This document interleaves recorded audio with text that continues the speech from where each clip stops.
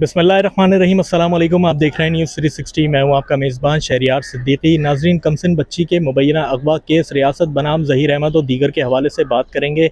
आज 3 तारीख का जो है वो ऐलान किया गया था जस्टिस सलाउद्दीन पंवर साहब की अदालत में। इस केस की समाअत होनी थी बच्ची के MLO की हवाले से कि बच्ची का MLO जो है वो जिस तरीके से वालिदैन की तरफ से कहा जा रहा है बच्ची का MLO इस केस में अहम पेशरफ ला सकता है।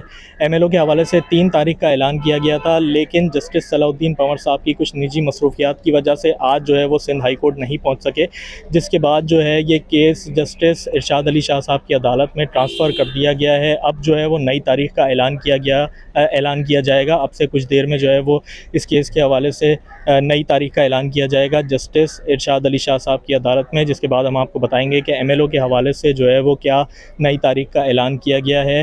वक्तन फ़वक्तन इस केस के हवाले से हम आपको आगाह करते रहेंगे। इस केस के हवाले से तमाम तर तफसीलात जानने के लिए, मज़ीद अहम खबरों से बाखबर रहने के लिए हमारे चैनल न्यूज़ 360 के साथ जुड़े रहिए। इसी के साथ अपने मेज़बान शहरियार सिद्दीकी को दीजिए इजाज़त। अपना बहुत ख्याल रखिए। अल्लाह हाफ़िज़।